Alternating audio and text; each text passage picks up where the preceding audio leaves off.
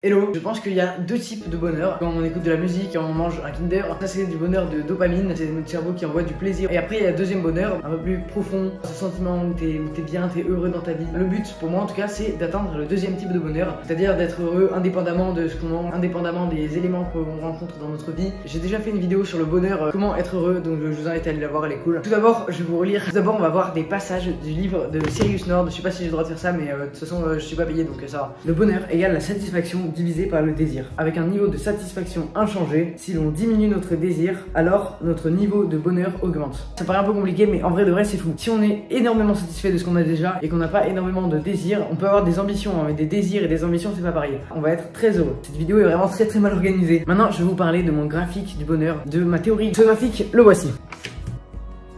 Je pense que ouais, ça c'est notre niveau de bonheur neutre. On va dire notre niveau 0, c'est quand on est ni malheureux ni heureux, on est là quoi. Et ça c'est la durée en temps. Je pense que c'est impossible d'être tout le temps heureux. Je pense que c'est impossible. Je pense aussi que c'est impossible d'être tout le temps malheureux. On a tous une moyenne et qu'on fait tous un peu des zigzags comme ça genre. Là on est content, là on a un autre truc pas content, on redevient content dans la même proportion que ce qu'on a été pas content. L'objectif c'est donc d'arriver à être tout le temps en moyenne. On peut faire que ça au final, on peut pas être tout le temps au-dessus ou tout le temps en dessous, c'est impossible.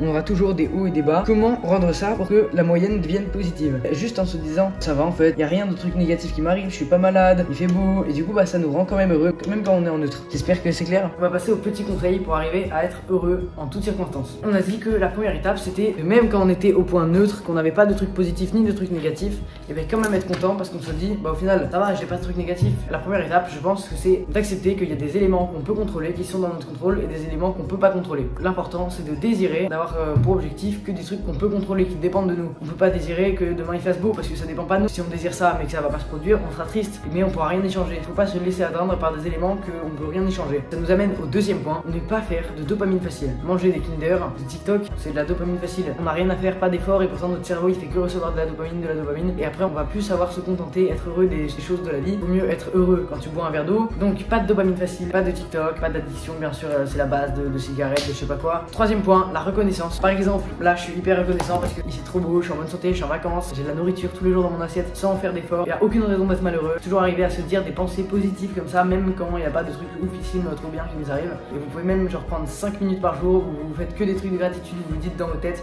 je suis reconnaissant de machin, je suis reconnaissant de ça. Quatrième point, je pense qu'il faut avoir de grandes ambitions. Une ambition c'est un truc au long terme, vous devez travailler pour l'avoir. Par exemple, je sais pas, monter le Mont Blanc, avoir 100 000 abonnés sur YouTube, devenir champion du monde dans tel ou tel sport. Là, prenez une feuille tout de suite et mettez-vous des grosses ambitions que tous les jours vous devez travailler pour les atteindre. On est à la fin de cette vidéo, j'espère que ça vous a plu. S'il vous plaît, faites les trucs de l'algorithme, les likes. À bientôt pour de nouvelles aventures. Ciao.